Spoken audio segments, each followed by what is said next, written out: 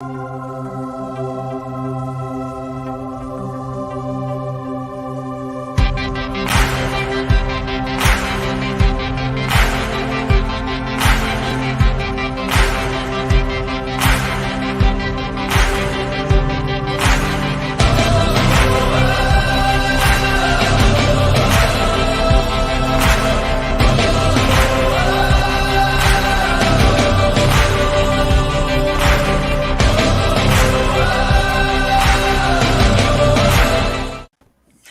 there, folks. So we are back again.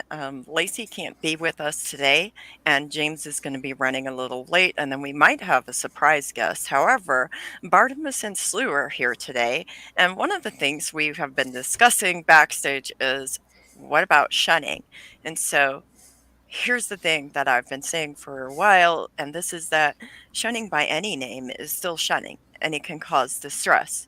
Shunning has killed many people. Some people commit suicide. Some people struggle with depression and anxiety and other um, ability to have meaningful connections with folks because of the practice of shunning.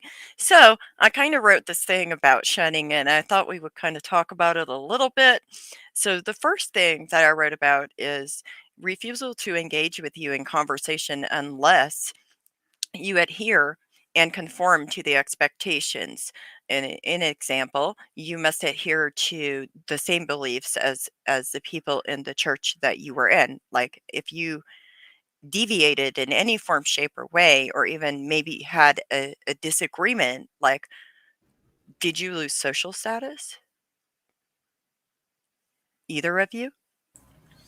Absolutely, and it was before I had formally left it started happening because I got on this. I was teaching a curriculum to my church, and it was, what if we took the whole Jesus doctrine seriously, and took in the poor and focused on social justice, and stood up to arbitrary authorities. And that had already started kind of pushing me out of the good graces of the church, to where the opportunities to speak within my own community started to dwindle. Like while you were still actively a church member? Yes, Now, was there a formal process that they named that by anything, or they was it didn't. just It was they just didn't want to hear me speak on those types of topics. That's where it started, and then when I had resigned from the church, um, they had contacted other churches telling them not to have me there to speak, um, and it was the entire community knew that I wasn't one that was to be talked to about anything regarding Christian behavior. how did that feel? Crappy, because these people, yes, they were my church, but like, we had spent 3 years building this community up, and being a part of the weddings and the birthdays and the funerals, and um to just not be welcome anymore really was crappy. That's so terrible. I'm so sorry. Did you ever experience anything like that, Slew? I have. I'm still working through that, to be honest. Like I still recognize things every now and then when they're brought up uh as fitting under that category, but I don't typically like I still have trouble connecting it sometimes. Um I mean, a lot of the things that you bring up with this, it's yeah, it's very like I felt like they're kind of disguised in a way, and I mean the church is good for that anyways. It's a cult. I don't see much dis, distinct blah, sorry, distinction between a cult and a religion to begin with. Um, I've had people in my own show that have talked about being in cult, the Children of God cult, and in particular, I've had somebody on from there. And it was very fascinating to see the similarities and everything. But you don't necessarily, like, when you're in the religion, you don't really pick up on those things while you're in it. Um, it's it takes a certain amount of being able to step outside of yourself, honestly assess things, and try to see things from there. And yet, still, you have these tendencies to go back to the shit that you've grown up with your whole life. Um, so it's a very difficult thing to try to pinpoint sometimes, I think.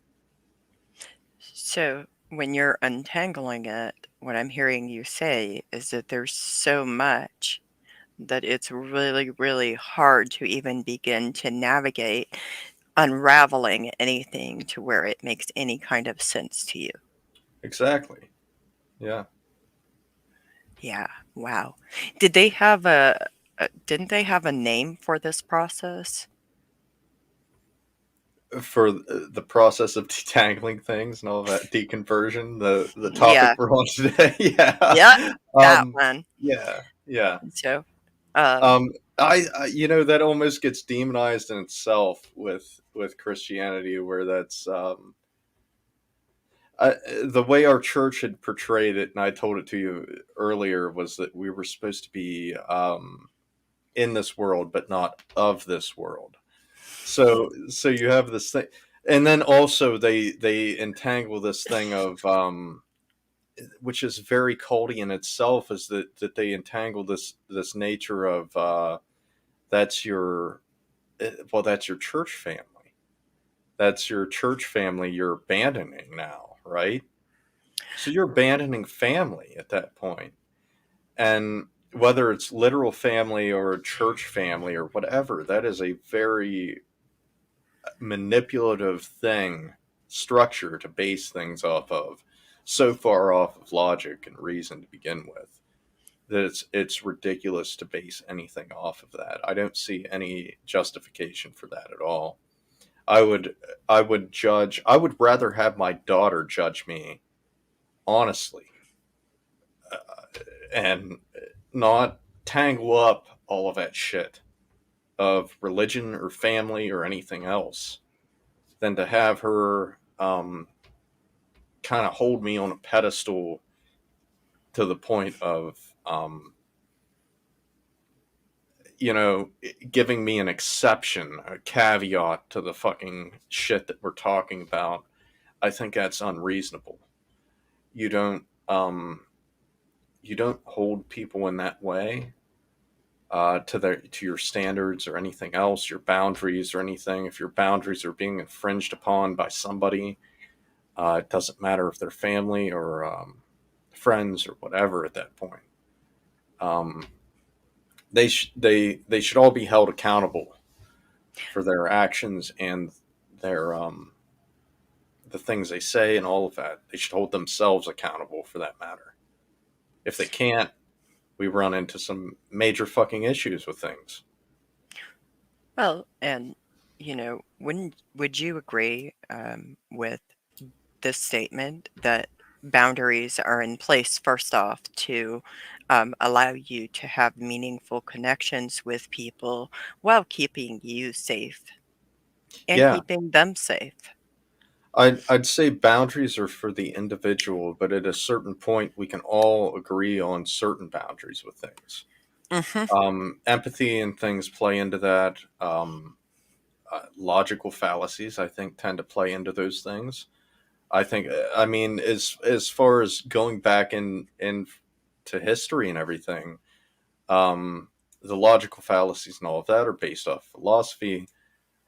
Certain parts of philosophy and everything are how we even came up with scientific methods and things to begin with.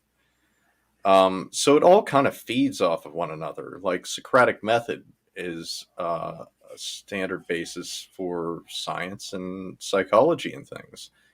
Um, you can't outgrow your ancestry, and that the same way that you can't in evolution and things of that nature. It's all very meaningful to me, and it all makes sense. It lines up with one another in my point of view. That that kind of makes sense. Like I can see where some people would feel that it all kind of lines together and it like yeah.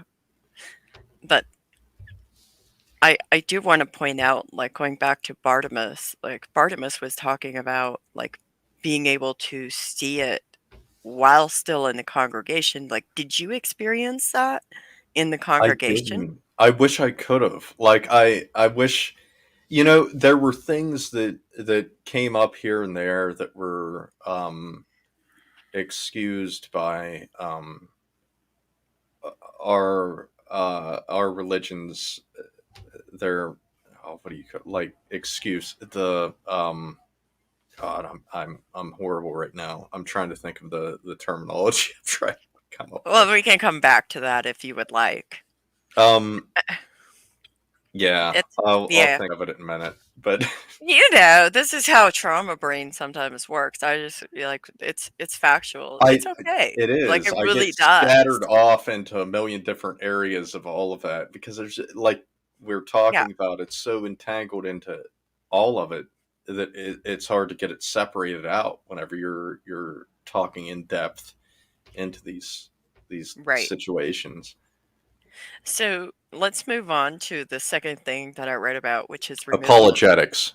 Sorry. Oh, Christian apologetics. apologetics. Yeah. Yeah, So they would have different people in that were pertaining to what seems now to me is pertaining directly to the Baptist culture and everything. They would bring those people up and they would talk about their apologetics and things. Um, and you know that's theology to them. That's them basing things off of, you know, whatever. It makes no sense at the end of the day. They're just basing it off of things that still don't follow up with logic or reason. The things that are based off of, like I said, the philosophy and things that have backed scientific method. It doesn't line up with any of that.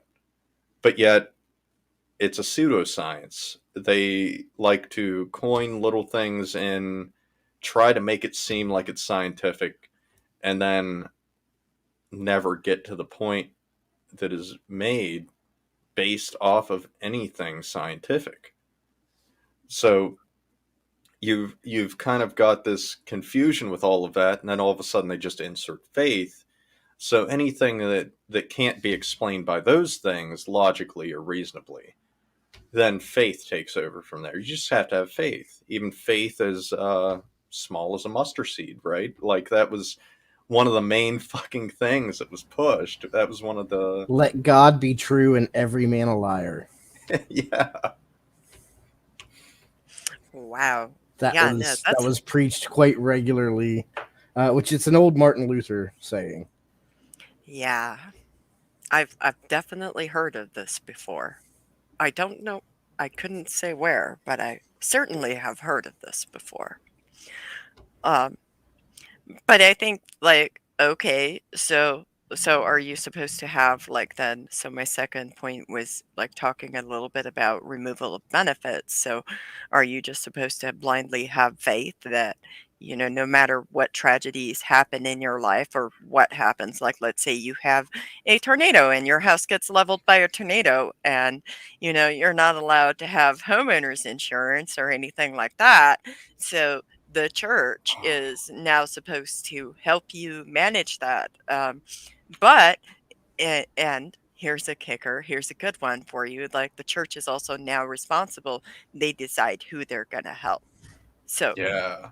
often with shunning, people can have removal of benefits, like they no longer worthy of the church's finances, right? So did any of you experience any of that, or did you witness it? Oh, Like, can I take this? Go They for it, Slew. they had so every time a hurricane happened down in, you know, in the Gulf, every time they would go to the things of like um gambling and things of that nature, and the Mardi Gras and all of that shit. They would tie this directly into it You as can't this forget the gays. sinful It was because of the culture and gays everything. too. Oh yeah, just anything that was just outside of their little Christian norm was sinful, and that was why God was bringing those things on those people. Now that's Wow. completely ignoring, the fact that many Christians die of cancer all the fucking time, terrible diseases, constantly. But I mean, of course, in that specific situation, then that's what was happening. No evidence based. wow. Nothing. It's And it, if the Yeah. church, if the church believed that your family was not in the will of God when a tragedy struck, then there would not be any financial support to help because you were being judged by God. well, of course. I was This was- down after Hurricane Katrina happened. I was down in the Southern Gulf, helping with these Christian outfits through my Baptist church. They were very particular with what churches they associated themselves with what charities they would associate themselves with. We had Methodists, we had Church of Christ, we had several denominations, Nazarenes, and different ones that were very close to the same fucking thing we believed in, but there was a tick off here or there on it. So they would never connect themselves with those people. They'd be maybe selling roses or something for a charity for a certain event in our small town, and our church would have nothing to do with it because it was outside of what they promoted as their religion. Well, Slew, you're supposed to ask Brian for some help with your heating bill. The life of Brian. I am Brian. I go by Jesus in our community as well. So. Oh, that's funny. Well, see, it's really interesting to me that this isn't like just, the whole separatist opinion, like they hold themselves separate from the world. But, if you really want to go there, if you, like Bartimaeus said, like Jesus hung out with who? Who did Jesus hang out with in the Bible? Like, let's talk I about that hang out for a with minute. everybody. tax collectors and hookers. No. I mean, like, and Best and people to hang lepers. out with. Why would And you? lepers, like, It's let's be real. corporate He hung capitalist out Jesus. with the poor people. He hung out with the downtrodden. He hung out with the sick people. He took his whip, according to the Bible, and he chased the money changers from the temple. Like, really? So it's really confusing to me. Like, this whole loss of benefits has never made sense to me. Yeah. The It like well, that's the other thing. It depends on what book of the Bible you're talking about, because these are different authors that have been strung together, tried to be portrayed as being it's all flowing together. It all makes sense if you take it as a whole. Was what our fucking church portrayed, but um, it doesn't. The more you look at it as these individual things trying to be portrayed as a whole, it makes even less fucking sense at the end of the day. Well, see, and that's the thing. Like, many people, they experience this thing of like when they start reading the Bible for themselves, then they start realizing different things and having different actualizations as they participate in actually learning about the Bible. Right. But that's another thing is when you're talking about shunning and we have the loss of benefits and like who did Jesus really hang out with in the Bible? Like, we talk about that a little bit.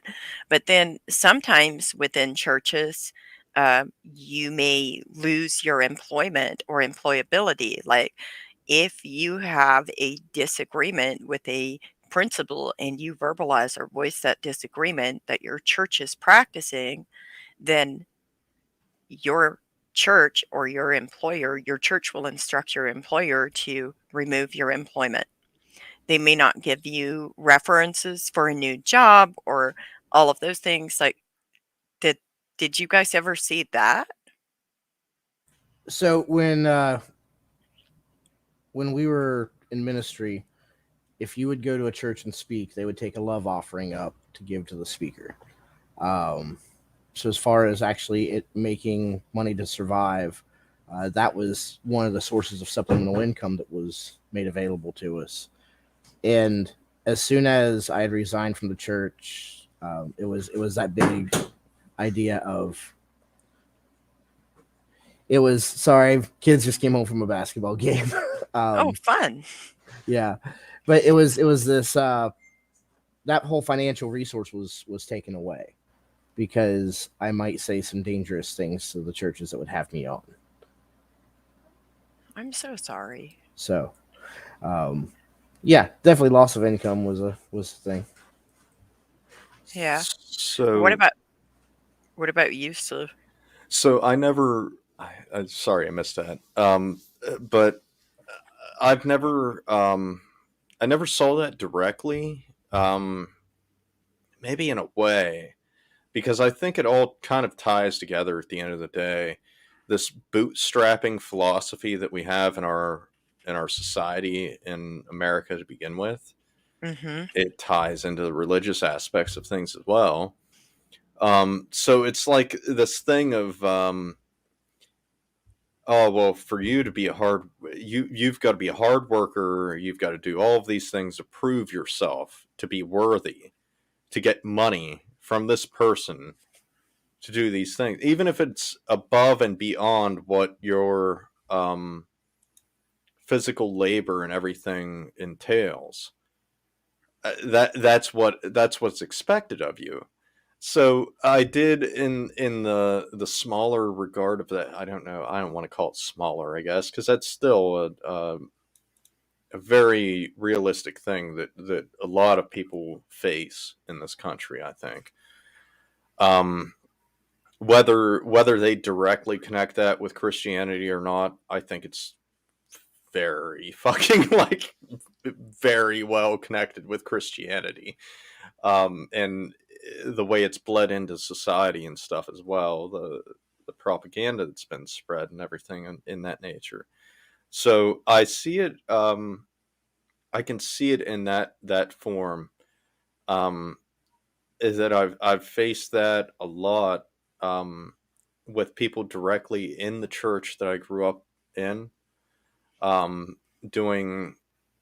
I had done like yard work and stuff for somebody once that had owned his own business and stuff, and he was Mhm. very particular about every little thing, but he wasn't particular about the fucking money being, you know, Mhm. worth the fucking labor that was being put into it. He didn't want to put the labor in himself to do any of the shit or help with any of it or anything. But, you know, he wanted somebody to pick up on the bootstrap bullshit that he was fucking promoting. And I think that's all a bunch of horse shit. I think it also goes into certain people that try to push that in psychology or in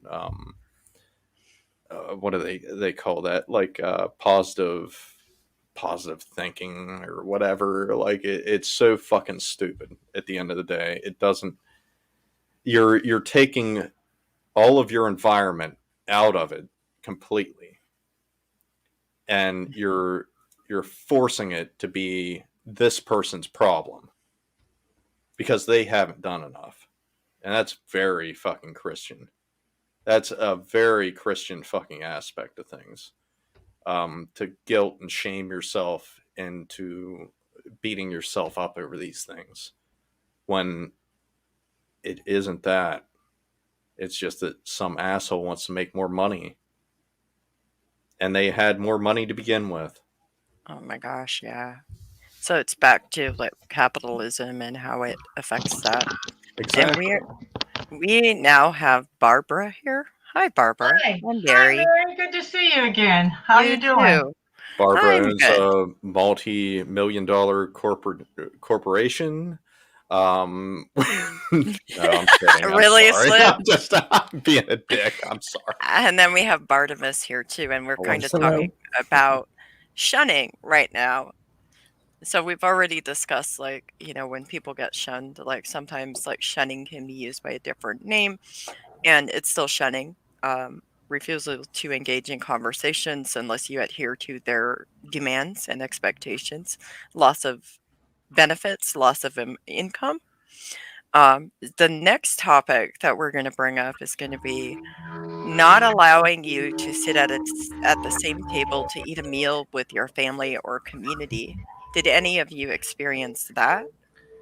Mine was just not being invited or welcome at the gathering period. Like so, um, it wasn't I could go, but I had to be separate. It was just don't go. Was kind of the theme. Wow. So, refresh my memory. You were Baptist, right? Yes, I was a Southern Baptist minister for the last few years of my ministry. And they don't claim to practice shunning. They don't claim to practice shunning, but I'll give you the verse that was used when I left. It's 1 John chapter 2 verse 19. It says they went out from us because they were not of us. For if they had been us, they would have no doubt continued with us. But they went out that they might manifest that they were not of us. So it's not shunning, it's just recognizing that I was never one of them to begin with. Oh, wow. Yeah. So Wow. it's the same thing but a different name. Wow. What about you, Sue? So like I said earlier, I kind of had this, I have this trouble with, trying to distinguish what was shunning and what wasn't and everything of that nature, because it was just, I honestly think it's like I talked about earlier about it being family and stuff, and so you can't hold family to those standards, right? You've got to hold them to a different standard that's somehow lower, which usually, like, authority is supposed to be held in higher standards. Um, which would be exactly what I would expect of my daughter to hold me to, and it doesn't make sense to me now, but then it did. So I'm in that weird state of mind where sometimes I still find things that I held to those standards and I don't necessarily do now. And it makes me think sometimes when they get brought up, like you've brought up some good examples that I didn't necessarily put under those terms of things, but I would now. I definitely would. That's really interesting. Um, how like we may be shunned, but we may not be able to verbalize that or even recognize that or acknowledge it because it is promoted and indoctrinated into us by our different types of religions Well, that's that that's the thing too. I want to ask you is, like, if you're shunned, do they? So is it just very obvious that you're being shunned, or do they try to make it out like it isn't being shunned? It's this other thing, because it's that's what they did with us. They I don't know about well, Bartimus. I believe it was probably the same thing, to where they tried to make it out like it wasn't just shunning. Oh, that's bad. That's something different. That's It a what different. they tried to make it like I was choosing not to engage with Right. them, Yes. even Yes. though they were the Exactly. ones that had broken communication. yeah, well, you know, in the church I was in, it was called they put me in the Bon and Maidong because, I disagreed with some things. Um, there's a whole story behind that, but I'm not getting into that. But anyway, so part of the Bon and Maidong, it like translates into shunning, Right. absolutely shunning. Which like no, I haven't sat with my family in 18 years and eaten a meal with them. I think That's I So think the waters get muddied a bit Yeah, some other like to try to make up for it or whatever. right. And they would say, well, she knew she's choosing this because she is the Yes, one who exactly. I'm seeing Barbara nod her head. Yes, yes. The religion that my son James and I came out of, not yeah, they demonized us. They call us all kinds of names like apostate. That was their favorite one. And then evil, and they say that when we left, we want to leave because we want to do all kinds of bad things like drink and smoke and fornicate. And well, maybe some did when they left, but not the majority. I mean, certainly I didn't. I'm pretty sure James didn't. He can nod his head. Although I know he smoked. I do know he I smoked. mean, which I mean, in our religion was a disfellowshipping, even shunning offense. So even yeah. what they describe as fornication isn't necessarily immoral in a lot of Yeah, aspects of things. So, um, but yeah. yeah, it's based off of prophecies and stuff to begin with. So it's kind of ridiculous to just start with that you're going to base things off of you're going to write a whole book to begin with based off different authors and everything tied together, and then you're going to base them off of the birth of this person and them being be, what, like it didn't even giving a specific day of birth or anything. It's this very just wishy-washy kind of aspect Yeah, of but just think about this though. Their Lord and Savior was born from fornication. No. Think about that for a minute, because God, impregnated Mary against her consent, first of all, and without marrying her. And so your Lord and Savior, or their Lord and Savior, is born out of fornication. yeah, But exactly. now, James, that was the Immaculate Conception. Sure. That was just an excuse that Mary had to make to cover up her bad deeds back then. And so she started a religious movement over it. Okay. Okay. This is a little Oh, bit I'm like, sorry I brought it up. oh, don't be sorry. Sometimes we Sorry, need yeah. to. I was thinking earlier I how the Watchtower kept hitting in the scripture in, I believe it's 2 Timothy chapter 3, how there'll be no natural affection in the last days. And yet they themselves promote the idea of no natural affection by shunning, by requiring family members to shun one another when they leave that organization. Oh, And exactly. I know for a fact now, James is my youngest son, but I have another older son who is still a practicing Jehovah's Witness, and he has been shunning us since we announced to him that we were leaving. James did for a time too, but he came to his senses. Oh, The other one's barking in the background right now. Yeah, that's my dog. No, I'm just. That's my dog. I oh, know. I think It's that's a really important distinction to make is that, when you encounter something where your religion is promoting a specific type of thing, like there will be no unnatural affection, all of that, and then to realize that your religion is actually promoting a type of unnatural, like it is unnatural, it is not normal for families to shun one another. If Exactly. Yeah, For and those we of our listeners who do not know, James and Barbara come from Jehovah's Witnesses. They practice a form of shunning called, formerly called disfellowshipping. Am I right, James? Not not Oh, exactly. necessarily.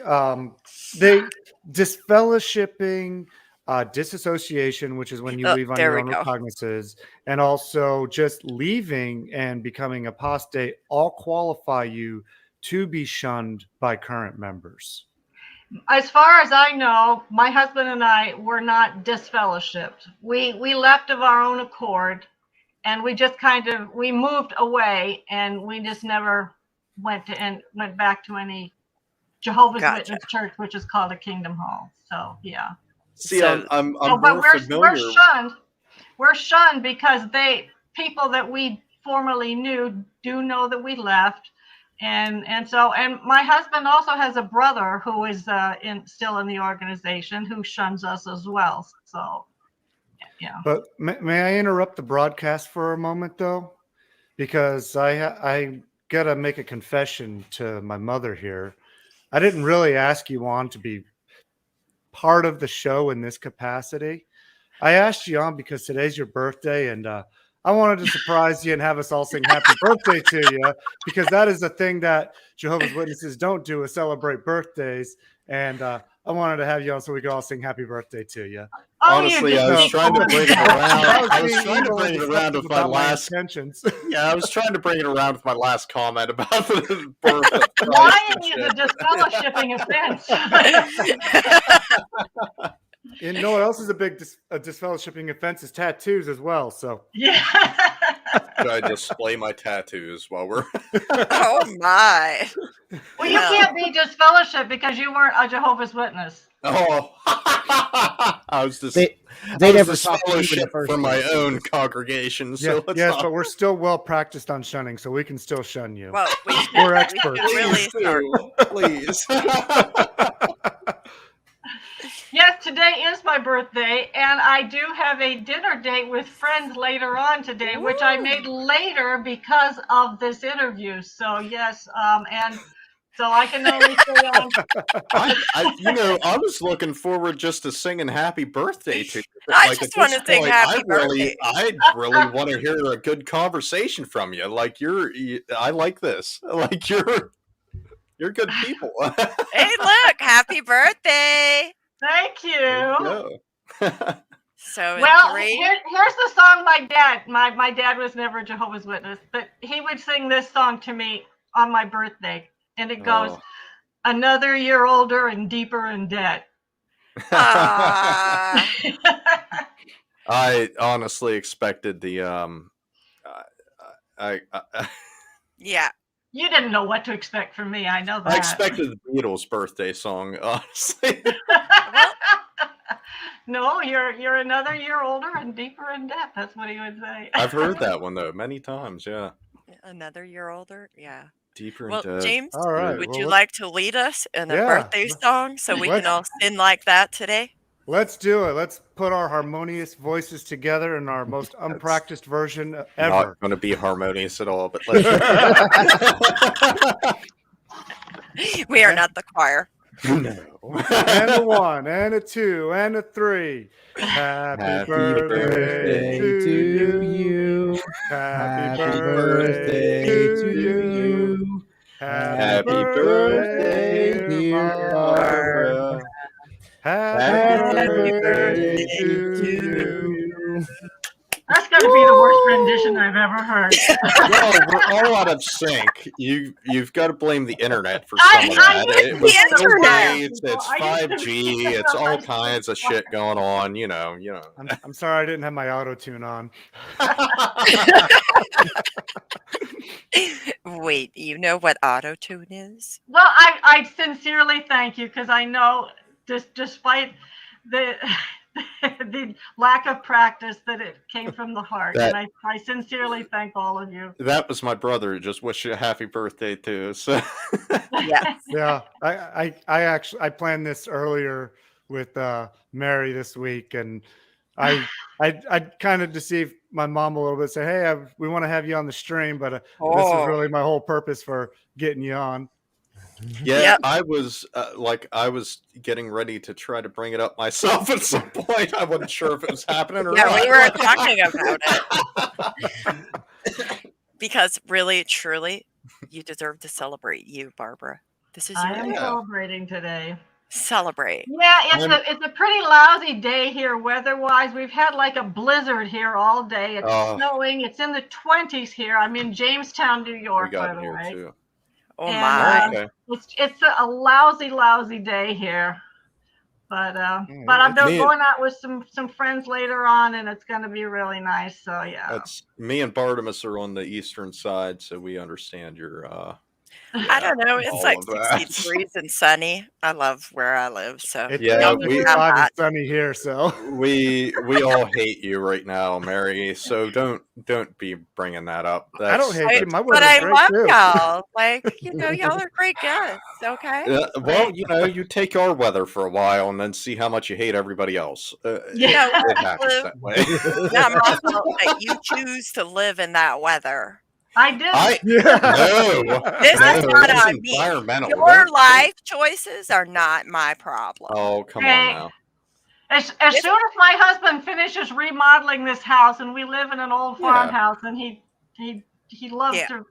Mary grew He's up in been an doing it old all his life. farmhouse and she fucking abandoned it just to go Then, on. then we're gonna come and we're gonna move in with that guy over there, Some and people's we're gonna childhoods harass are other him, people's and ambitions. he won't be able to shun us anymore. no Like more hell, shunning for I, Barbara. I'll lock the door and throw away the keys. Heal yourself, Barbara. That's all you need Yeah, to do. yeah. And if you would like, Barbara, you can remain for the rest of the conversation or you can take off. It's really up to you. I We'd will. be happy to have you here. I can stay for a while longer. I can stay. Awesome. Okay, fantastic. Should we go back to our shunning conversation? Because the other things that I have listed is like, not allowing you to attend like family and community events that are open to others who are non-members of the congregation. Loss of support, such as, like, for example, somebody would babysit your child and they happen to be in the church. And so now they would refuse to do that or provide that service for you anymore. Loss of your home or business, even like rental properties or businesses that are being confiscated by your family and or former church or business co-owners, and gossiping about you when a congregation or community gossips about you and they do so in a way that controls the narrative about you that seeks to lower your social status, autonomy, and validity as a human being. Well, Did may I jump in on the shunning aspect because I'm not going to go into great detail. You saw my post about it, Mary, in the uh, Facebook group. I'm not going to go into all the detail of that, but earlier this week, my wife figured out that her parents are now completely shunning her, and it's been very rough for her. Um, she had been texting and calling over the past month and received no reply whatsoever. Whereas before, she would at least get a reply on a text message or the phone would be answered when she would call.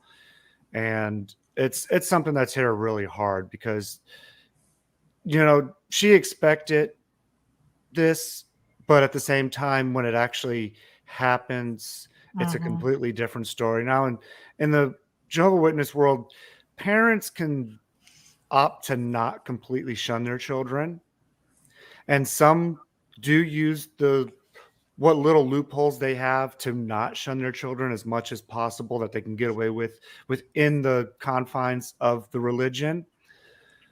Well, her dad has always been very status oriented. He is what's called a congregation elder, or in other religions, it would be a pastor. And he's always been more concerned about his image and his status as that than he has been about his family and other things.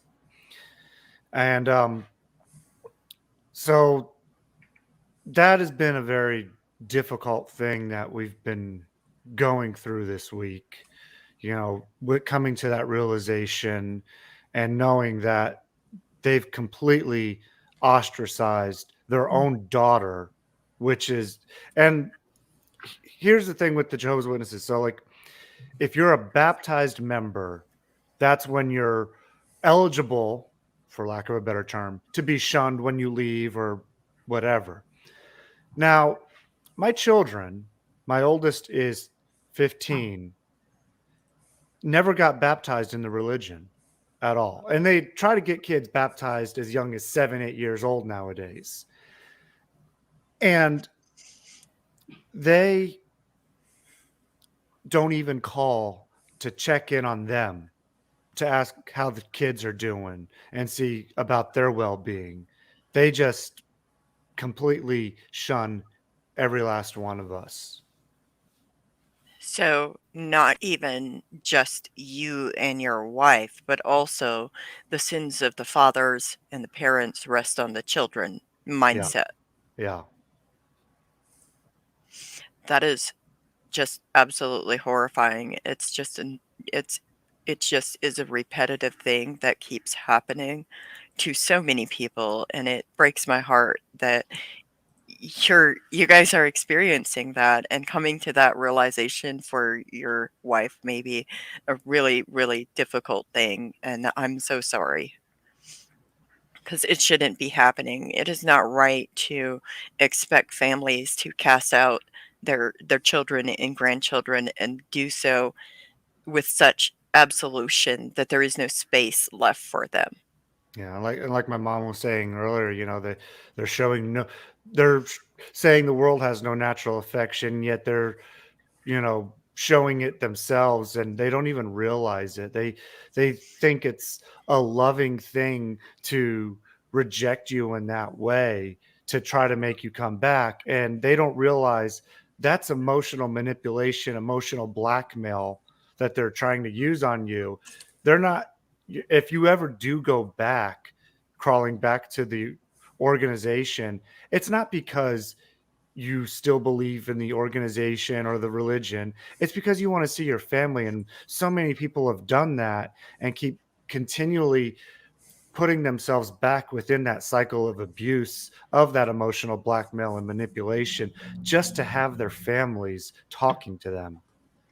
Well, if you want to go back, it's not just a simple matter of going back and saying, "Hey, I'm sorry for what I did. I'm going to turn my life around. I want to, become a Jehovah's Witness again." You've got to go through a committee of elders in the congregation. You've got to sit at meetings with nobody talking to you for a period of time, and then you have to write a letter. And I guess my husband was an elder, and I guess that what I gathered from him is the letter has to detail what you've been doing to, as they put it, get right with Jehovah, then they'll meet with you again, and they determine whether you're worthy of coming back again. And then when you come back, you still don't, you still have to sit there. You can talk to people probably at this point, but that depends on what the elders decide.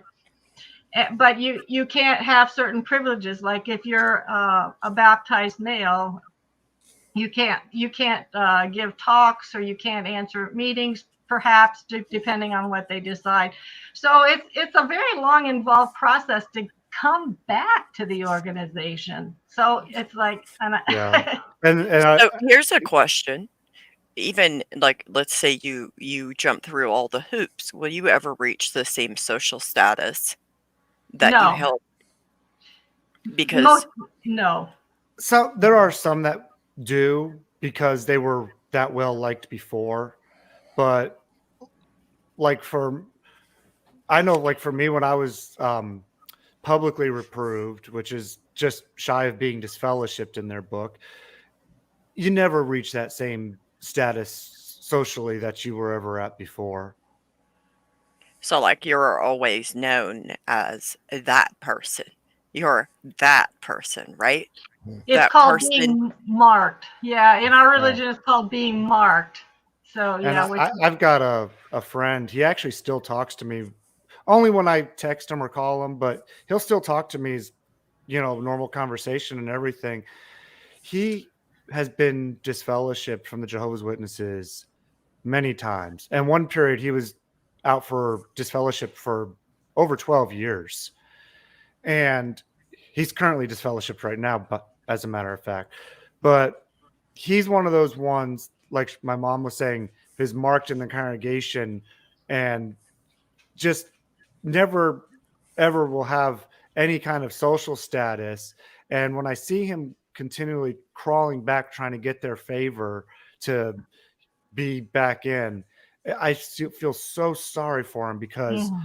he doesn't even realize what kind of an abusive relationship he's in with that organization. Can you define further what you mean when you say like emotional blackmail, like the manipulation behind that? Because some people may not quite understand that term. Well, think of it this way, like I almost will liken it to what, and I'll put it in religious terms, the ransom of Jesus Christ. So his ransom was supposed to, basically buy us out of our sins, for example. Well, in the Jehovah's Witnesses, they use your family as basically a ransom to get you back in to the organization. So they hijack their ability to talk with you and communicate with you until you come crawling back to them, and you That's a pay your debts off and pay the ransom to be able to come back and see them again. That's really terrible. It really is, and sadly, like, it's not just I don't think that's just applies to, like, Jehovah's Witnesses. I think there's other religions out there that also, practice forms of that where they hold your family hostage. Um, I do have to ask Bartimaeus if Bartimaeus ever experienced anything or has any words to say about all of that. Social Um, status. the loss of social status. It's, even though some of my friends from the my time in ministry talk to me again, it's that look like there's something wrong, and they pray for me to get right, and um, yeah, it never restores to a normal relationship. But in my perspective, it's because it was never a regular one to begin with.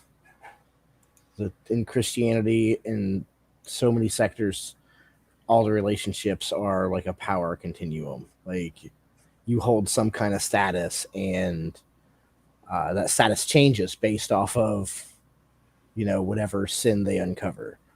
Um, Wow. like, if let's say I have like a bad day, like me and Slew, we're friends outside of this place, outside of this podcast. Let's say if I have a bad day, and I would get drunk and say something or do something dumb.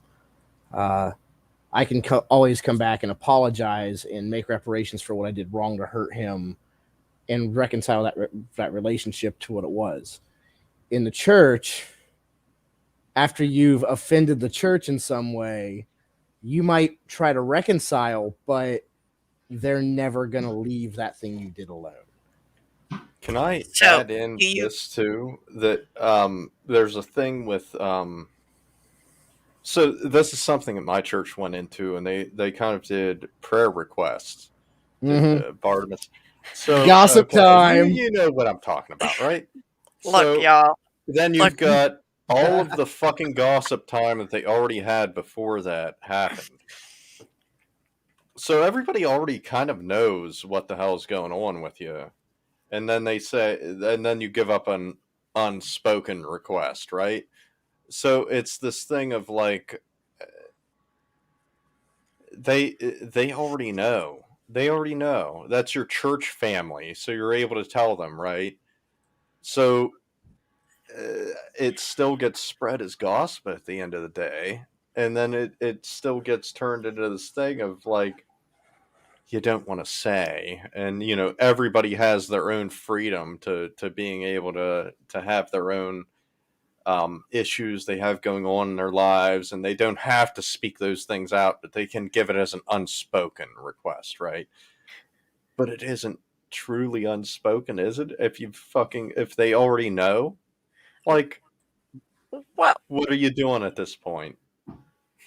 well, so, like, if you add it's like this thing of like, um, for example, let me just put this out there, is like some people will even write letters for a prayer request, right? And they wouldn't necessarily say exactly what went down, but they might include a very sealed envelope that is like separate, Oh, that has like yeah, the specific details of like yeah. what happened with that person. Oh well, and we should ask such and such to pray for this person because Well, it's just so terrible. They're just so whatever yeah. it is they've decided Like that your sin is like. like somebody had just sent their kid away to a Christian boot camp thing out west somewhere, and that's oh well, they have an unspoken request. I wonder what that's about. It doesn't take much to put things together Right. at all. Like, So I have a fitting mug for this. It comes from the Plain People's Podcast, okay? And what it says is it literally says, "We see you're back on the Wednesday night prayer list." So it's very Sorry, guys. fitting for this conversation. Welcome back, Bartimus. I was going to ask you, Bartimus, going back to what you were talking about with the did you feel like you were being marked? Like people are marked, like once they've done this thing that they're known for. Like, let me give you all an example. I reported my abusers, okay? I was marked. There is no Hmm. like I'm just saying, like, is that something? It may not be that extreme, but is there a thing where was there a thing inside of your Southern Baptist church where once you had done this thing, like let's say gotten drunk, and even though you and Slew like had your come to Jesus moment or your reckoning and accountability moment, right? Yeah, The church would know about it and you would forever be marked with that sin. absolutely. And it was uh you would take somebody in recovery in our church and you would pray for them every day that they wouldn't drink publicly in the church. Oh, Jesus. I And think that was seen as an act of love because you were beseeching God to help him maintain his sobriety. But really, you're just continuously embarrassing him for something that isn't he's trying to recover from.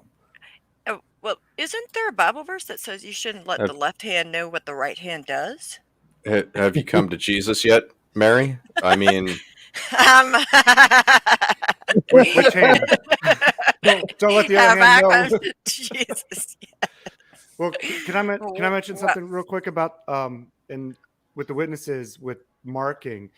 And so, say somebody commits fornication and they get disfellowshipped or excommunicated. Okay, now they'll announce from the platform that so and so is no longer one of Jehovah's Witnesses to the whole congregation. So they'll all know at that wow. point, hey, now we're to all shun this person because they did something, terribly wrong, mhm. and only the elders know what. Well, then, in the next week or so after that announcement is made, they'll have what's called a special needs talk. And what that special needs talk will be about is what that person did without naming that person. But everybody now knows. Yeah. It is wild. Wow. So Yeah. does the marked thing, does that refer to mark of the beast, or is that not accurate to No, what it No, they're doesn't. talking about? no. I It don't. doesn't. I don't think it refers to the mark of the beast. I think It's it goes Okay. back to, like, for example, if any of you have ever read of or heard of, like, the scarlet letter A, it's Yeah. like a Mhm. branded. You're being branded by the Yeah, very I wasn't community. sure if they were going off of something like that along those lines, or if it was Oh, no, the mark of the beast in my culture was a whole different thing. It had Yeah, nothing to do ours with too. this. well, right, but Yeah. we were so fire and brimstone and shit to begin with. I could see them relating those things directly. it was I where Wow. Paul in the Bible would talk about people to watch and people to be mindful of. And so it was using that kind of structure of, for example, you don't want to hang around with Jim Bob, who's a recovering alcoholic, because Jim Bob's going to lead you astray into the sin of alcoholism. Right. So we're going to further isolate somebody who needs even more support because they're struggling with addiction, which Because isn't they could actual. cause you to sin. Right. Because this is how this works. It's The like the company Scarlet you Letter. gave, You didn't right? go anywhere with the adulteress alone because everyone knew what you Yeah, two were going well, to be doing. you shouldn't, you can't be dressed a certain way in an office of somebody that's a banker, My right? neck's exposed, man. That My we were neck's talking about exposed. earlier, right? Yeah. That Okay, David was listening in on this conversation, and as a former elder, he wanted to clarify a certain point about marking, okay. and that was that you could personally mark somebody else in the congregation as well, rather than just a general marking talk. So like Wow. if you What's felt somebody wasn't doing what they should do, then you could just kind of privately mark them. And that privately marking basically was like a social shunning. I mean, do you guys see that as the marking of the beast? Like, do you No, see them as being evil at that point, or is that no, not It's no. a within the At that warning, same? is point, what it it was is. just somebody who did something As a they shouldn't sinner? do. Or You that- just kind you and it's kind of what you might be called in the world as tough love. Well, Wow. at that point too, they would always warn you about your association. Mostly that would be, association outside of Jehovah's Witnesses. So, don't associate with people outside. But with what my mom's talking about, there was an internal structure of bad association as well, because they took that scripture at 1 Corinthians that says bad association spoils useful habits. So you could be an internal bad associate and know that that person's not somebody you should be around and stay away from them, even though you're not in an official capacity shunning that person. It gets very as you can see, these rules get very complex, and I this don't is just kind of the tip of the iceberg. Guys, thank you for the birthday wishes. I'm going to go and get ready and All right. to go All right, out. Mom. birthday, Love you. Barbara. Happy birthday. James, you got Thank me. you for talking to me. Have a And happy Crystal birthday. didn't think I would. And I really do. I had a nice long conversation with your wife yesterday afternoon. She called me and we talked about her parents, and we were able to. I hope I was able Sorry, to that help was her your a little dessert bit. off. So I just want to let you know that too while I'm on. Okay, All right. thank Thank you. you, Have Mom. a good night. Happy birthday. Happy birthday, Thank you. Barbara. Bye.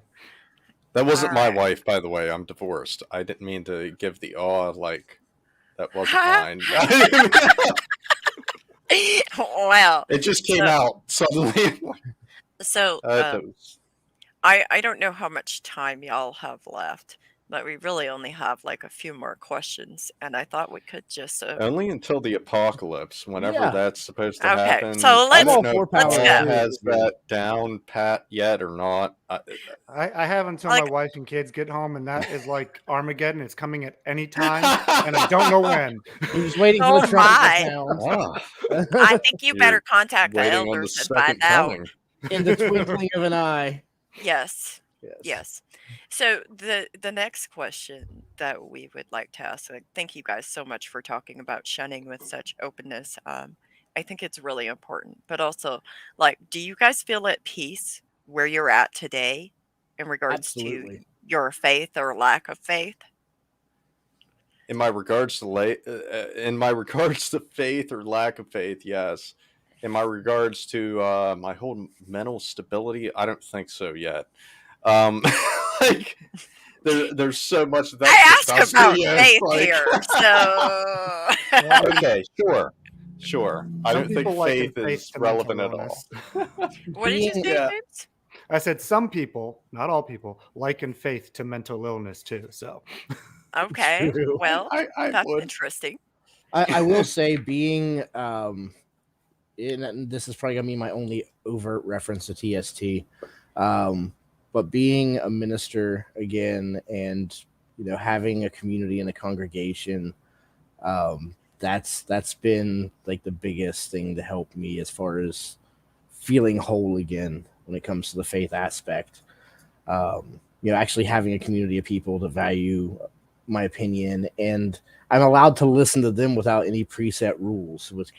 Oh, You know, that's because in interesting. Christianity, there's certain things not to tell your pastor. Uh-huh.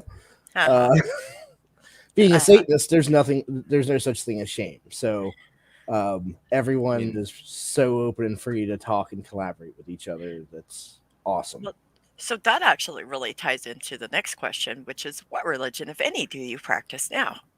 Well, I'm currently a ordained minister with the Satanic Temple. Thrilled to be with the West Virginia chapter, and they totally rock and roll, baby. What about you, Slew?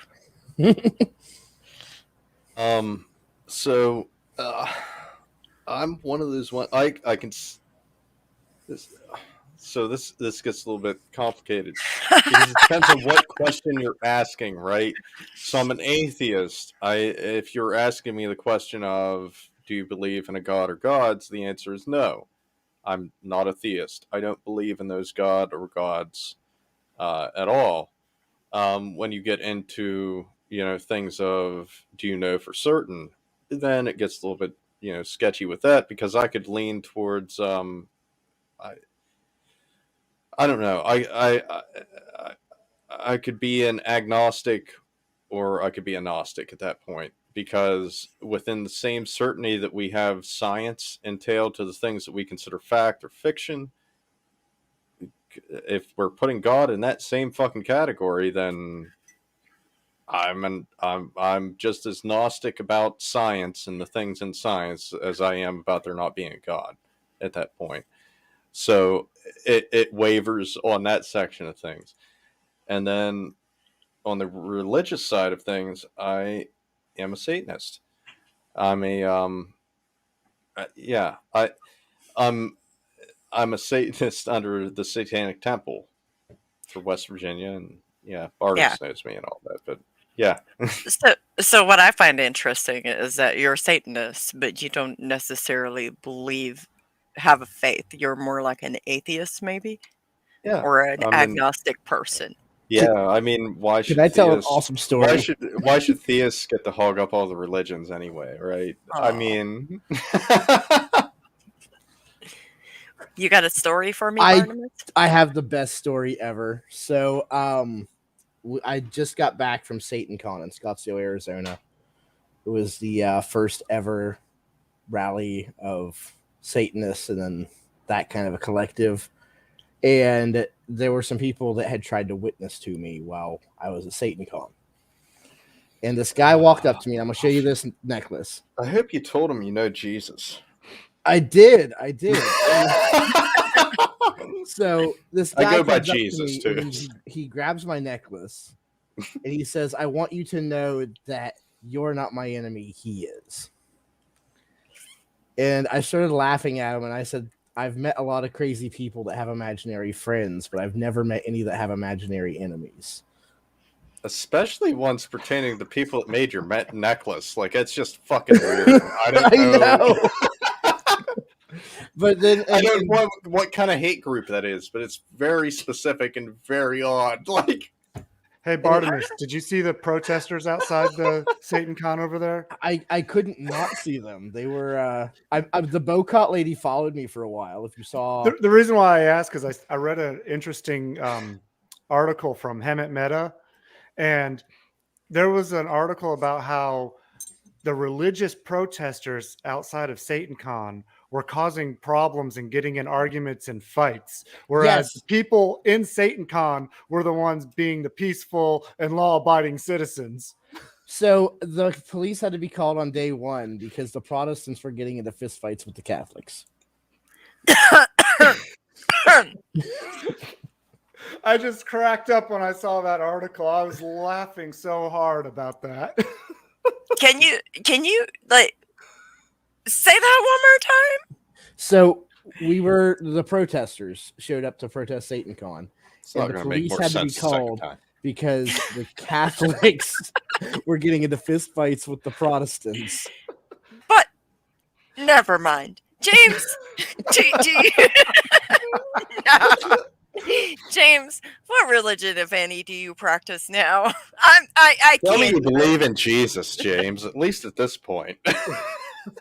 Well, Oh, you if you want say your worshipers. name is Jesus, then oh, Jesus, hang on. Okay, I will, Sorry. I guess. I don't know. I get If that a lot. my Oh phone my rang, sorry. If you say your name I is get Jesus, that I too. believe in you. Okay. God. Okay. So, Okay. but as far as religion's concerned, I'm atheist. I'm not part of the Satanic Temple or anything. I'm just an atheist. I don't You believe in better God, dissociate gods. yourself. We are so vehemently against. Well, Sure, you are. Anyways, I don't know. I don't think you brought anything you're up already yet. going against your own tenants, by the way. Check in with Mr. I know Anonymous, where we exactly. will I see a don't showing know. happen I live. don't know what we're vehemently against at that point. I just lost my train of thought. okay. Go ahead, James. So I'm sorry. let me ask you this, like, where do you draw your morals and values from, James? If you don't have a religious organization, like ethics, values, morals, like people often tend to think that religion gives them their values and ethics and morals. Where do yours come Well, from? absolutely, religion gives people values and morals and all of that, and they think it's moral to shun their family.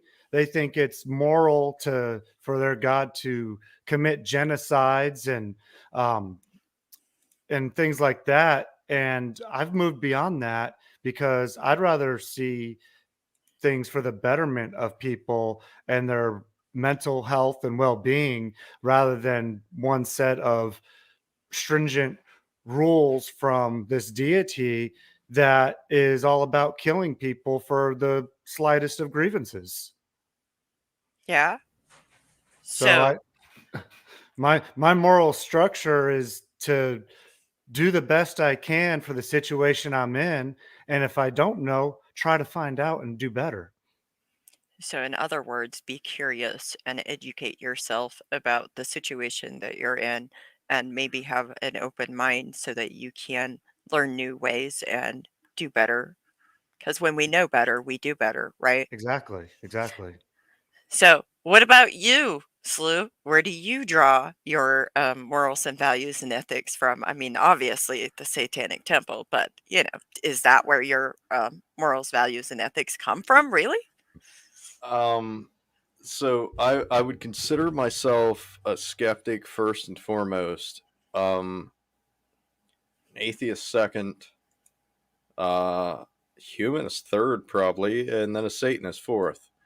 It's a shame that Satanism comes that far down my fucking chain, but I really like to have a good bit of community with all of them. Um, it works that way because the skepticism led me to Satanism. You know, it's one of those things of the way I view skepticism is not to halt it in any degree. Scientific method in itself, like I don't think it disagrees with those things at all. That you are, it's if it's unfalsifiable, it doesn't fall under scientific method by today's standard. In the same way, that's how Socratic method began. So that's where I tie all of that together, and it's like I don't. With that, I can't. It's one of those things that the tenets line up perfectly with those things, and I can't deny that either. So my humanism and everything comes from the fact of it's what what's best for humanity based off fucking people that know about humanity. And um Satanism isn't that fucking far off from that, like at all. It really isn't. There's there's even some things that like I like. I mean the artistic background of a lot of it as well, to be representing things through a symbolic method and everything. It's very artistic in itself, and I appreciate that about it as well. So it just kind of fits. I don't know. Well, Bartimus, thank you so much for that. I really like to ask Bartimus and Slew, and I don't know if James is familiar with like the satanic tenets, but if one of you could list off like the satanic tenets for those who do not know what the satanic tenets are, that could be a very interesting discussion for some folks to hear. I would love to give you just 1 second though, because I want to show something off as we do it. Okay. Okay. Well, what is Bartimus doing today? So traditionally, blasphemy is super important to Satanists. It's a way of showing liberty from arbitrary authority. So it's not just a way of making fun of Christianity so much as it is a way of us being able to say that we're not subject to that arbitrary belief system any longer. So I made a rosary, except instead of it having the Virgin Mary and the cross on it, it has the Sabbatic goat and Leviathan, which are both satanic symbols. A Catholic rosary comes with 10 beads. Mine run in series of 7 because we have 7 tenets that we base our faith off of. And this was a way for me to kind of have a tool to keep the 7 tenets with me and at all times. But the first tenet is that one should act with empathy and compassion towards every creature within reason. The second is that the struggle for justice is an ongoing and necessary pursuit that supersedes laws and institutions. The third is that one's body is inviolable and subject to one's own will alone. The fourth, which we used a lot at SatanCon, is that the freedom of others should be respected, including the freedom to offend. To willfully and unjustly encroach upon the freedoms of another is to forego one's own. Number 5, belief should conform to one's best scientific understanding of the world, and one should take care to never distort scientific facts to fit one's beliefs. Number 6, people are fallible. If somebody makes a mistake, they should do the best to rectify it and solve any harm that was caused. And then number 7, every tenet is a guiding principle designed to inspire nobility in action and thought. The spirit of compassion, wisdom, and justice should always prevail over written or spoken words. So here's a thing. Do most Satanists actually worship Satan? And So Satanism is divided into 2 main camps. If you look at it, I'm not speaking temple or church. I'm saying that philosophically, there is theistic Satanism that believes that there's a literal devil. And then there's non-theistic Satanism, which is the most popular right now, that we believe in the literary character. To us, Satan is just as real as Harry Potter. Okay. But we can identify with the character of Satan, with the adversary, with the giver of knowledge, with the light bringer, with the accuser. We can identify with that persona without believing that there is a literal entity out there. So what you're saying is, what I hear you saying, and correct me if I'm wrong, is that you're saying that you can identify with like the role model of Satan per se, as in like being somebody who brings justice, who is a rabble rouser per se, maybe somebody that rebels against injustice. Exactly. And it's the idea of the only reason that God was the authority figure in the story was because he said so. And so that role of the rebel of, why is this God character in charge? Having the wherewithal to rebel, even if you know you're going to lose. It's the idea of saying this fight's worth having. But you're not saying that you would necessarily worship Satan. I can't worship something that doesn't exist. I can. So Mary, what do you call a person who believes in a literal devil? I don't know. What do A you call him? Christian. A Christian. Christian. Okay. Yeah, of course. Okay. Hey, I'm just asking. I know. I just love that joke, and I try to slip it in whenever I can. Because you had to. I would say that you can worship yourself in terms of Satanism, in a way. How so? That it is more about the actual person and them having their own autonomy and everything at the end of the day. So that actually is interesting, an interesting concept. Because, you could very much so, I guess, in regards to autonomy. But the other thing is like, even if you're like being yourself and being who you really are, at the same token, wouldn't that be like a thing of like you're giving yourself autonomy, but you're still also required to hold other people's bodies autonomous? Like, And that's such an awesome concept because, okay, my wife and I were married when I was active in ministry. So going from your body is not your own and you're bought with a price, and wives submit to your husbands as husbands submit to the church and the church submits to the Lord. When you go from that to Satanism and you have that third tenet, my body is mine and no one can tell me what to do with my body, but also my wife's body is hers and no one can tell her what to do with her body. And so now we have the startling realization that we are living together because we want to.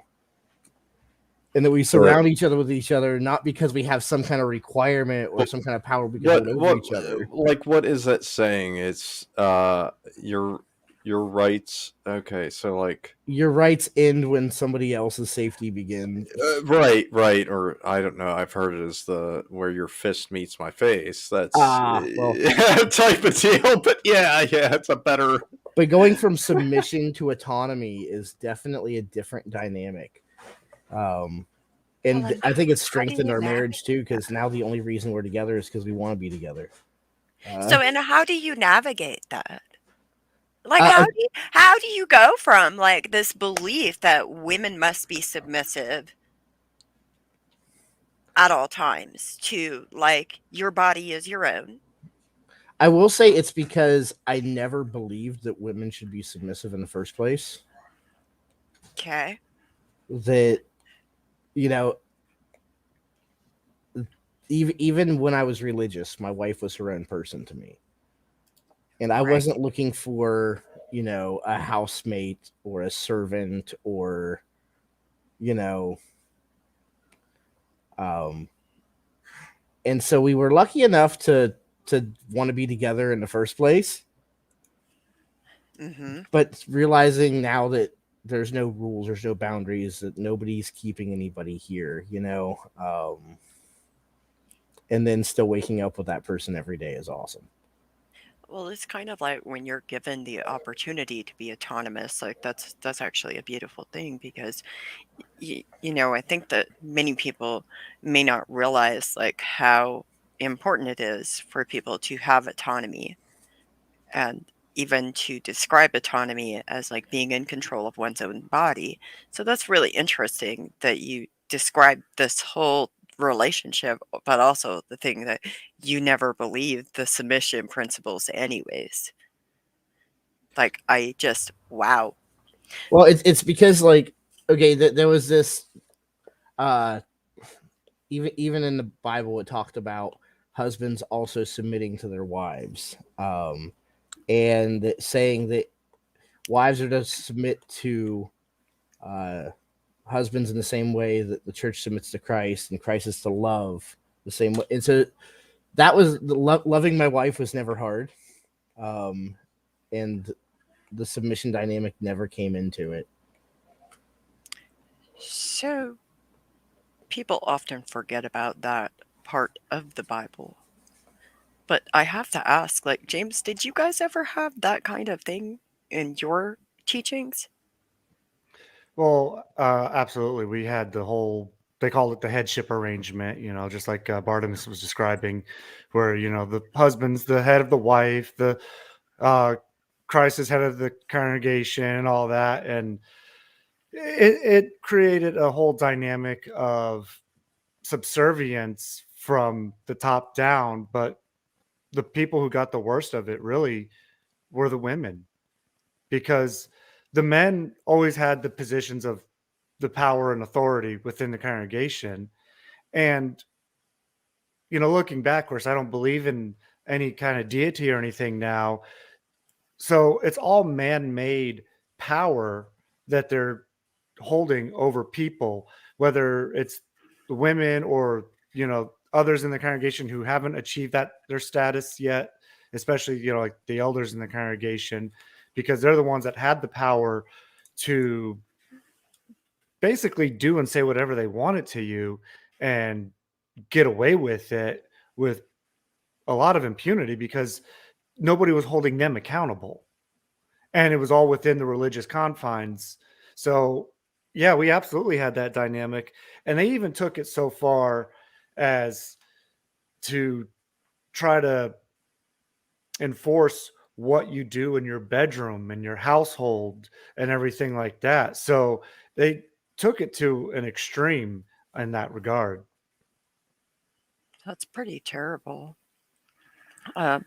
Did they ever promote the idea like demons, or like somebody did something because like they're possessed by a demon or Satan took control of them?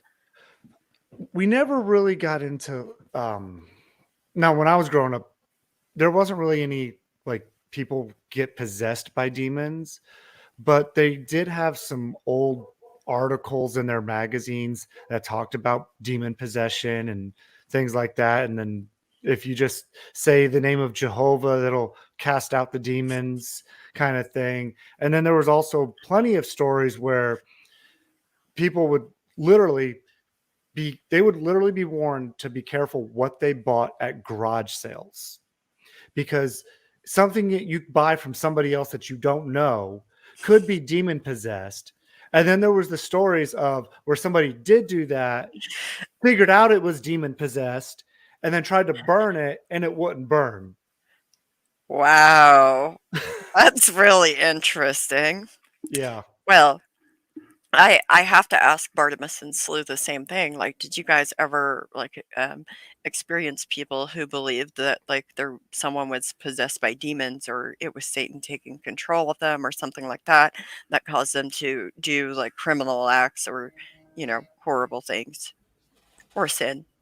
With me, it was people calling things satanic. So I'm gonna go back. I'm in 4th grade. I'm in a Christian school. Pokemon had just come out, and I had bought with my own money my first Game Boy Pocket and Pokemon Blue. Oh my. And then it gets out in the church that I'm playing this game, and I was letting satanic forces into my home. Wow. Then fast forward, I'm in 7th grade. I get into the Dark Tower series by Stephen King. And as I'm reading these books, I get told again I'm welcoming satanic forces into my being. You have a very interesting reading history. Those were forbidden. Yes. Now, Bartimaeus, shall we? Never mind. But then, yeah. So it wasn't so much that like there were demons influencing, is what we were told. It was if we did certain things, we were welcoming evil spirits into our lives. Oh wow, that's really interesting. What about you, Slew? So, like off of that, my grandmother growing up, she grew up in a see, we didn't believe in the whole speaking in tongues thing, right? But my grandma's family did. Um so she came from the it was a oh, what do you call those? I can't even think of the name. Like we went to the churches maybe one or two times my whole existence. Um we never went to church with that family bunch. We never went to church with anybody other than our church. So it's just weird thinking about that usually. But they believed in the 7 day Advents. The people really strongly clung to that shit with their beliefs and everything, speaking in tongues, taking up snakes, fucking doing all of that stupid shit. And so it's strange coming and seeing that coming from the background that I came from, and then seeing that brought up as well. It's striking. Well, I mean, many times I've heard and I've personally experienced like people being demonized because, or even they're possessed by a spirit. I've witnessed Yeah. people telling people that they're possessed by a spirit because of if they have PTSD. Well, you just have an evil spirit Well, within you, or a and demon's taken possession of you. that was exactly the way that my grandma had portrayed the religion that she had grown up in. So there was this weird contrast between like the religion she brought me up in and this one that she came from before, but there wasn't a big difference between the actual content being looked at the end of the day, right? They're still going back to the same Bible. They're still going back to the same concepts. It was just this one thing that religion have to take off on more than what the one that she decided to bring me up in did. Right. So it was these weird contrasts and then trying to make them similar at the same time. And that fucks with you a good bit when you're coming Yeah. out of it. So, do you guys think that there's any benefit to people believing that someone who acts abusive is because they're possessed by a demon or Satan? Do you think there's a benefit to believing that? Oh Absolutely yeah, not. yeah. For the guy for the guy that's fucking guilty of it, right? There There's you all go. Yeah. kinds of benefits for him, Yeah. For the Really? abuse victim, hell no. They're right? just they're they're not only losing out on getting justice for their situation, but they're also letting this perpetrator, this idiot, get away with a lame ass excuse. Mm-hmm. Anything else? What do you think that the abuser benefits from? He gets an What are easy out. He doesn't have to take responsibility or own his behavior because he can blame it on some type of imaginary outside entity. it's really interesting. The funny thing is, like, I mean, not funny, but I think that it plays into the thing also of whoever has the most money gets to just get out of that shit, right? So it's very much of the game of feudalism to begin with. It's overtaken our fucking country. Yeah. Yeah. No, I just wondered because, like, I also wanted to ask each of you before we end this. I guess James had to go. Um, are there any practices you embraced in your journey that you'd like to share with us today? Like, for example, for me, I'd like to suggest people be curious and, go explore nature, go explore different countries, go explore different cultures, and approach those things with an open mind. Approach them to hear and to see what people are telling and showing you and believe them. You want to go, Slew? I'd like for people to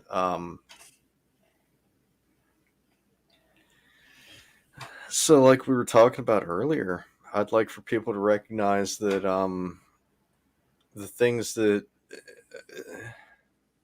because there isn't always a silver lining like people like to make it out to be. um, there's never that. It's it's trauma and shit that people have been through throughout their lives, and they can make the best of it or not. And just because they haven't at some point doesn't mean that they're not important in themselves. Um, so, like with that, I think that like I said, I'm sure you've gotten a million fucking questions like along those same lines throughout your whole podcast and your background, and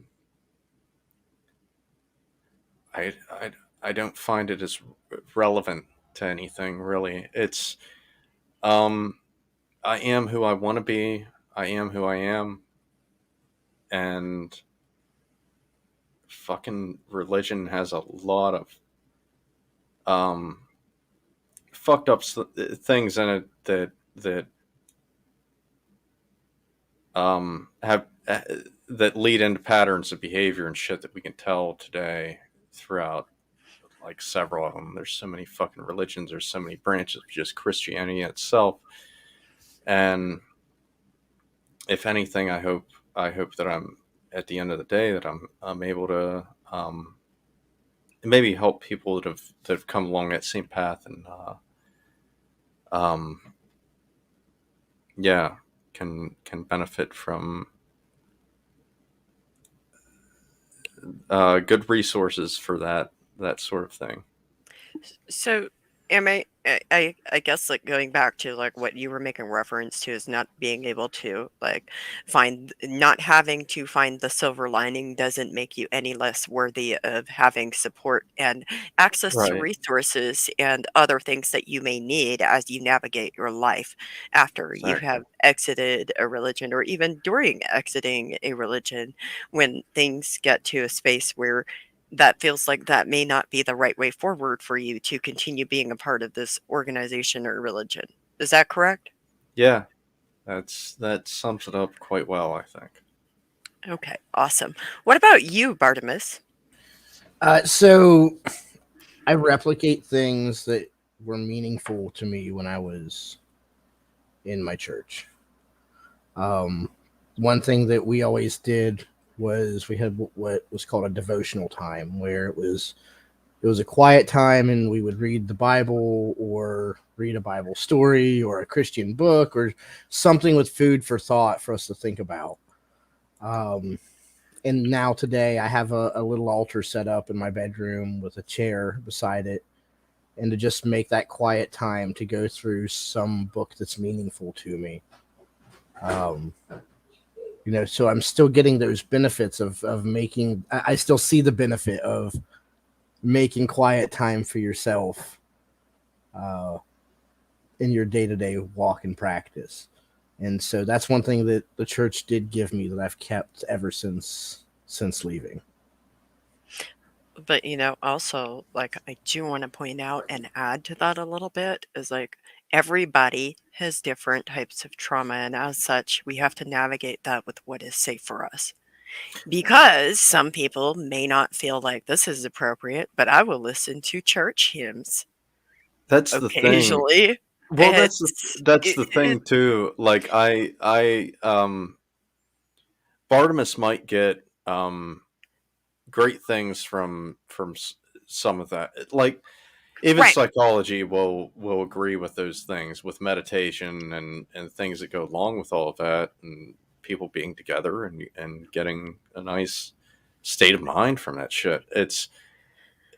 I can't deny any of that, and I didn't mean to. And Oh no, you're not. but I, like you said, we all have Hmm.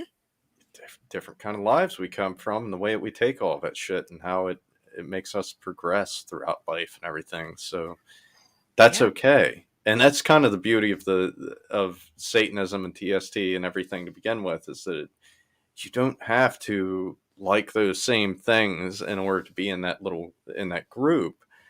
Um, it's fine to do those things, and you're still within the tenets. Like, you aren't. That doesn't make me or Bartimus any less outside of those things. Like, we're Right. still within those things. Well, then even I know that, like, some people, like, they may find meditation to be very triggering, and other people might find the religious music that I listen to be very triggering. I'm not lying. I listened to about 30 minutes of religious music before this podcast. No, and I do believe I was that like, that's still. Yeah, I believe that still ties into our tenets with it's being up to with our. We hold things within scientific standards in one of our tenets, so it's very much up there with that. That everybody comes from different backgrounds and everything. Everybody's going to have different triggers about them as well, so mhm, you can't conform it to some kind of thing of that nature. For me personally, I've went to atheist type groups that have. I loved the concept and everything. I loved it, but they were free thought. They were around my area, and they at the time, and they had a church structure to it, right? So you would come in, and they would have this Sunday assembly. I believe that's a national thing. I don't want to like infringe upon anybody, but it's them, regardless where you view them. I liked what they were doing, but I couldn't get on board with it just because of I had so many hangups with that shit. Just the structure itself, and I looked so much into it of seeing how it is almost a way of hypnotism in a way, or trying to get you in a lulled state of sense with the structure they have set up for church and everything. That I wasn't able to really get around that. Other that's people like the communal thing, they like the structure because of that and everything. I understand that completely, and that's fine. mhm, I can't. I just can't. Like, it hurts me a little bit just to be there right, because of the similarities to it. Now listen, they're singing like, rock fucking songs, not hymns or anything. mhm, They're they've got, like scientists and shit coming on from the university nearby and stuff to just talk about shit. That I think the one I went to, they were talking about Mars rovers and stuff in depth, pretty decent. And so, like, it's not, it's nothing harmful in that sense. It's just something that triggers me with the experiences I've had and with the structure to that. So I don't I don't try to hold anybody or anything right. against anybody that would want to do that. That's great. I love it. I love all of it. But for me personally, I can't do that. And that's okay. This is a Yeah. prime example of what I mean when I say everybody has different traumas and different things that trigger them. But it's also why I say be curious. I'd encourage everybody to be curious. And I say this because typically, when we've experienced so much trauma in our lives, what happens when we open ourselves and we allow ourselves to be a little bit curious is then we go out and we have these experiences because if you were not curious enough to go attend this, you would have never found out that that's a trigger for you now, would you? Right. Like, so you found all this out because you were curious. It's the same concept as when somebody goes from like one religion to another religion, and sometimes some people find like a religion that gives them comfort, and that's okay for them too. I don't think that it's up to me to judge anybody for how they handled their trauma. Rather, I think people have to find ways to live with what happened. And I encourage each of you, everybody who's listening, to continue to do that. And I hope everybody has a fantastic week. Yeah. I hope you do too. Yes, and thank you so much for having us on, Mary. This has been Hell Thank you very for yourself. coming.